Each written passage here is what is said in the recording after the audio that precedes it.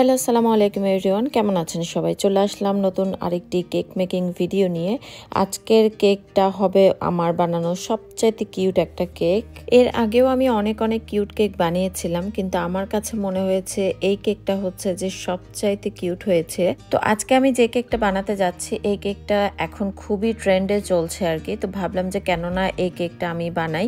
আর আমার একটা অর্ডারও ছিল, তো আমার অর্ডারে অবশ্য আমাকে বলা হয়েছিল যে আমার মন মতো করে ডিজাইন করতে, তো সেই জন্য আমার আসলে কোনো একটা বেশি প্যারা ছিল না। তো আমি ভাবলাম যে এই সুযোগে আমি আমার হচ্ছে এই ডিজাইনটা ট্রাই করি, এক সুযোগে আমার কাজটাও হয়ে যাবে। তো আজকে আমি যে কেকটা বানাচ্ছি সেটা হতে যাচ্ছে একটা বো কেক।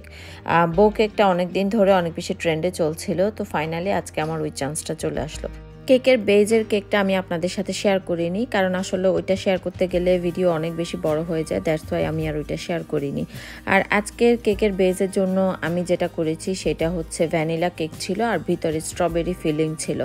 তো ফার্স্টে আমি হচ্ছে কেকটাকে ভালো করে কাভার করে ক্রাম কোট নিয়ে তারপরে পুরাটাকে আমি হচ্ছে একদম বাটার ক্রিম দিয়ে কাভার করে আমি ফ্রিজে রেখে দিয়েছিলাম। এখন হচ্ছে ডিজাইনের পালা। আমি একটা হচ্ছে যে খুবই লাইট পিঙ্ক কালার যেটাকে বলে ওই রকম একটা কালার দিয়ে আমি কিছু ছোট ছোট করে রোসেট করে নিচ্ছি। কেকটার মধ্যে খুবই ছোট একটা নজেল নিয়েছি রোসেটের, যেটা দিয়ে না আসলে খুবই ছোট ছোট রোসেট হয়েছে। তো এইভাবে পুরা কেকটাই কিন্তু আমার ছোট ছোট রোসেট দিয়ে কাভার করা হয়ে গিয়েছে। এখন হচ্ছে আমি এটার মধ্যে গ্রিন কালারের পাতা দিব। তো গ্রিন কালারটাও আমি খুবই লাইট কালার রেখেছি। কেকের মধ্যে কেন জানি না আমার কাছে লাইট কালারটাই খুব বেশি ভালো লাগে। খুব ডার্ক কালার দেখতে মানে কেকের মধ্যে জানি না কেন জানি একটু ভালো লাগে না আমার কাছে। তো আমি সবসময় চেষ্টা করি একটু হালকা কালারের মধ্যে কেকগুলো করার জন্য আর কি। আপনারা যারা আমার কেকের ভিডিওগুলো পছন্দ করেন তাদের কাছে একটা রিকোয়েস্ট থাকবে, প্লিজ আমার ভিডিওগুলো শেয়ার করবেন, আর যদি পারেন একটু লাইক করেও দিবেন, আর তার সাথে আমার পেজটা ঘুরে দেখতেও কিন্তু ভুলবেন না। আপনাদের পছন্দ মতো আমি অনেক ধরনের ভিডিওই বানাই, প্লিজ আপনাদের কাছে রিকোয়েস্ট থাকবে আমাকে জানাতে ভুলবেন না যে আমার কি ধরনের ভিডিওগুলো আপনারা পছন্দ করেন, কি কেকের ভিডিও নাকি ডেইলি ব্লগ নাকি রেসিপি বা মানে কি ধরনের ব্লগ আপনারা পছন্দ করেন সেটা কিন্তু অবশ্যই জানাতে ভুলবেন না। যাই হোক, আমি অনেক কথা বলে ফেললাম। এর মধ্যে আমার কেকের ডিজাইনটাও শেষ হয়ে গিয়েছে। এখন আমি একদম ফাইনাল লুকটা করব আর কি। ফার্স্টে আমি এখানে বো তৈরি করে রেখেছিলাম ফন্ডেন্ট দিয়ে, এইটাও আমি পিঙ্ক কালারে করেছি, যেহেতু কেকটা একটা ছোট্ট মেয়ে বাবুর জন্য, তো সেই জন্য আমি হচ্ছে পুরাটাকে একটু পিঙ্ক কালারের মধ্যে রাখার ট্রাই করেছি।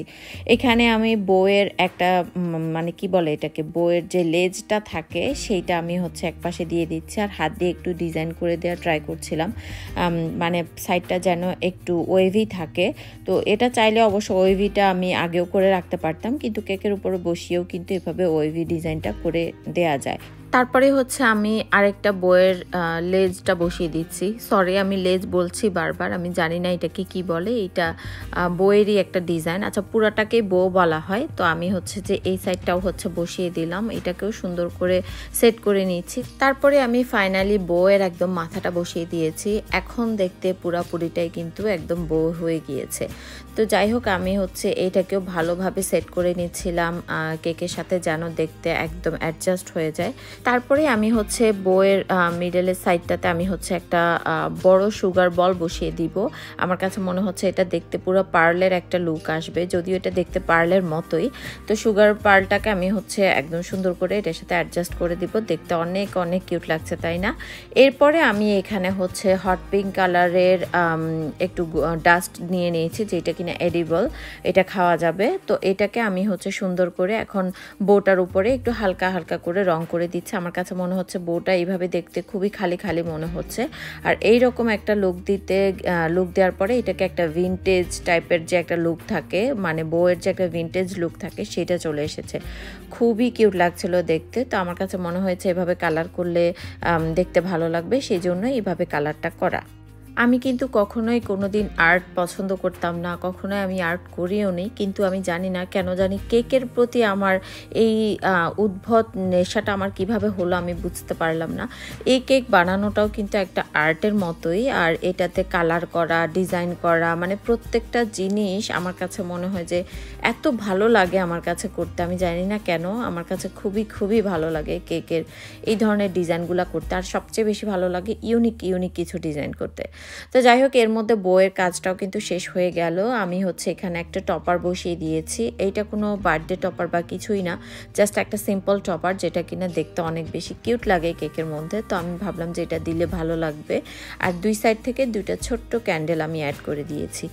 এত সুন্দর লাগছিল এই কেকটা দেখতে। আপনাদের কাছে কেমন লেগেছে অবশ্যই কিন্তু জানাবেন। আমার বউ কেকের একদম ফাইনাল লুকটা, আমি তো আমার বাচ্চারা পর্যন্ত পাগল হয়ে গিয়েছে এই কেকের ডিজাইন দেখে, বলছিল যে আম্মু ইটস সো কিউট।